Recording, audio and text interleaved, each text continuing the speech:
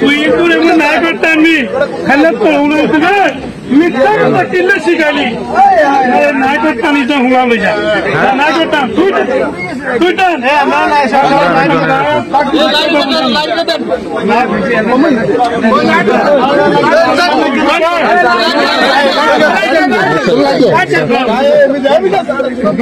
জীবনে সাজা কি সাজা কি মিথ্যা কথা বলার জন্য মুখেরও চুরিতে লাগা দিছি আর এক গড়িতে শুনেছি বলা করে নাই আপনি কে স্যার কইছি আর বলা এটা হলো চারটা নেতোটা এটা পুরো দেখিয়ে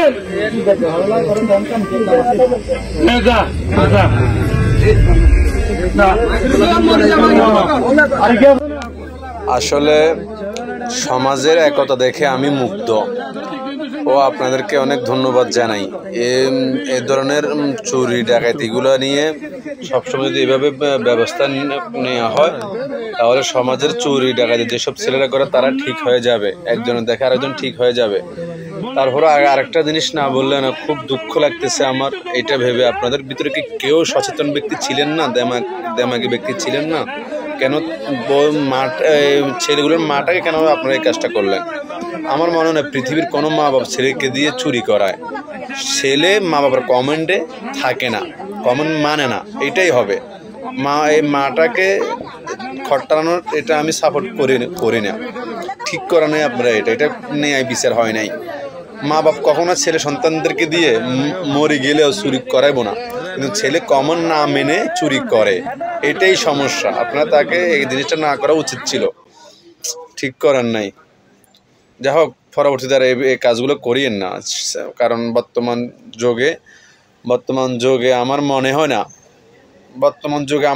না কোনো মা বাপ ছেলেদেরকে চুরি ডাকাতি করার জন্য বলে।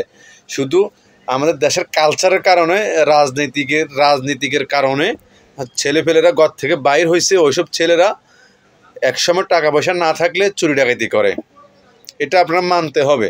একমাত্র ছেলেপেলে খারাপের পিছনে একমাত্র রাজনীতিক লোকরাই দায়ী, কারণ ছেলেদেরকে ঘর থেকে বাহিরে আসার একমাত্র রাস্তাটা তারাই করে দেয়।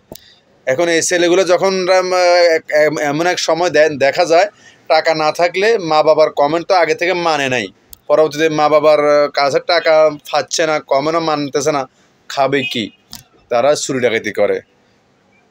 আমার একদম পছন্দ করিনি আমি, কিন্তু প্রথমত ভিডিও পুরোটা দেখে আমার খুব ভালো লেগেছিল, কিন্তু এই লাস্টে যে আপনারা এই কাজটা করছেন আমি একদম লাইক করতেছি না। আসলে আমার মনটা অনেক খারাপ হয়ে গেছে, ঠিক হয় না, এটা ন্যায় বিচার হয় নাই। ন্যায় বিচার হইতো যদি আপনারা মাকে না করে ছেলেকে যাই শাস্তি দিয়েছেন পুলিশের হাতে দিয়ে দিতেন, পুলিশের হাতে বরাবর হইতো, কিন্তু মাটাকে ছেলে সন্তানের মাটাকে খট্টানো ঠিক হয় নাই।